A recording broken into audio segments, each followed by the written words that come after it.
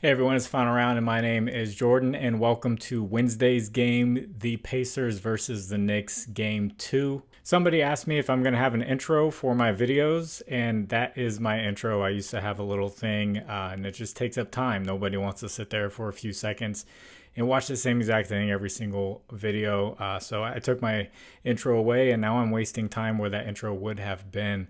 But I do like to get straight into the picks. You will see images that come up on the screen. Those will be from a data app called Outlier. There will be a link in the description that'll give you a 7-day free trial for Outlier. And we only have one game for Wednesday, and I'm going to give a money line for this one. So I'm going to go right back to the same money line that I took for game 1, and that's the Pacers at plus 5.5. You can find this at minus 115. And the reason why I'm going back to this is the Pacers didn't look like they were outmatched. They had the lead for a good portion of the game there, and the Knicks came back near the end.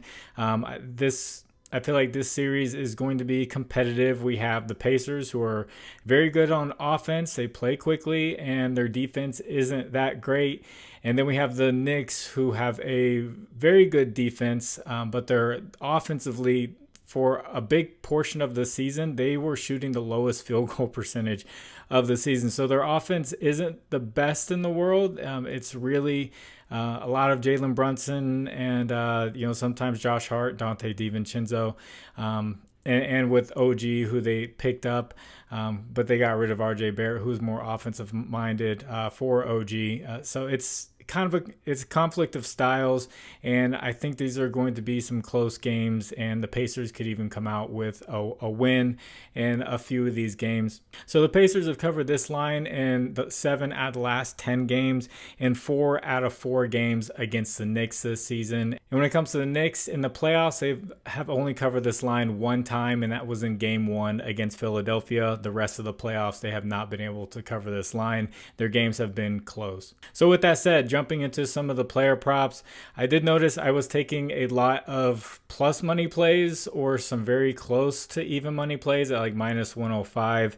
And I know there's a lot of people who put in plays on like Prizepicks and stuff like that. A lot of people parlaying those plus money plays together or almost even money plays. And so I decided to go with some of the safer plays that I saw. They're not minus 150 or anything like that, but they're still safer than plus money. So this first pick is going to be Ben Sheppard, over 6.5 points, rebounds, and assists at minus 135.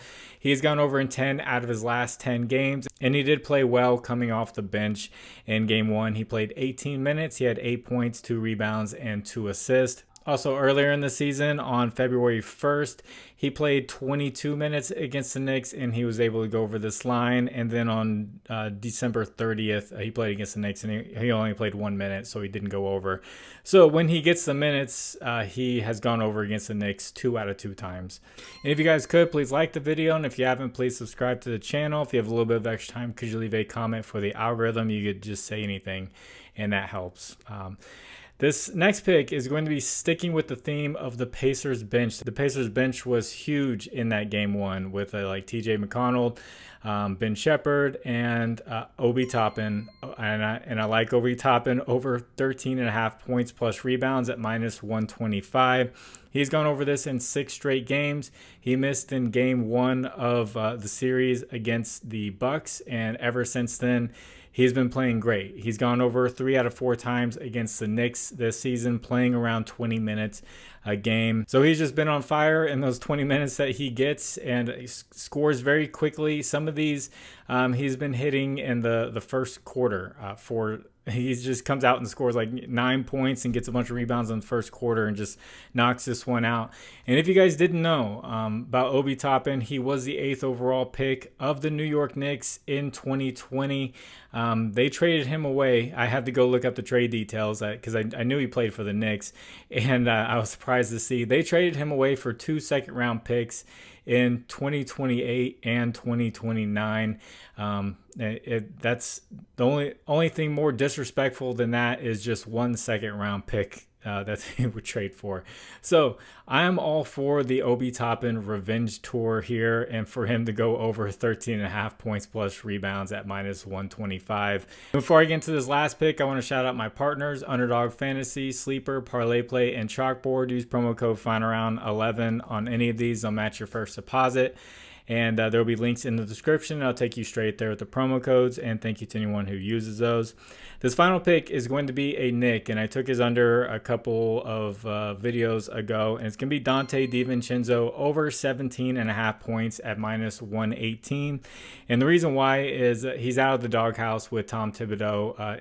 For most of that Sixers series, he was playing around 25 to 28 minutes. He wasn't getting the 40-plus minutes like a lot of the other guys on the team were.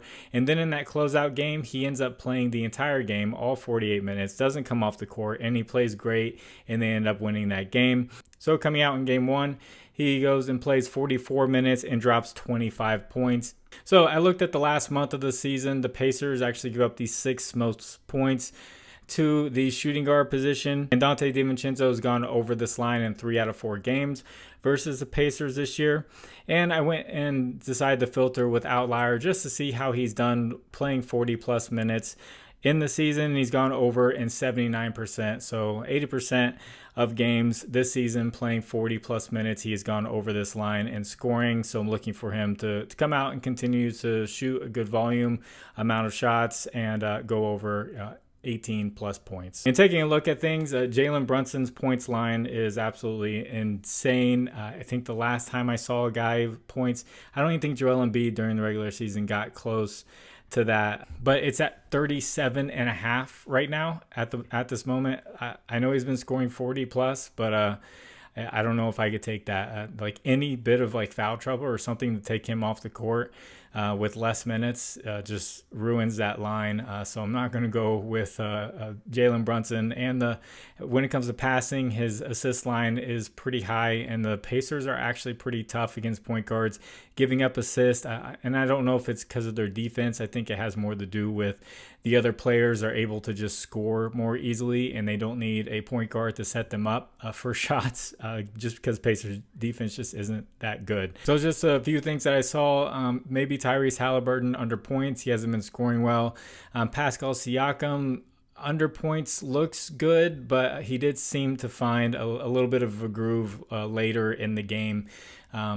So he could potentially go over there. What they do with the game two for a lot of these guys, a lot of the main guys, is they take their line that they had and they just put 0.5 higher. So it makes it a little bit tougher to take an over.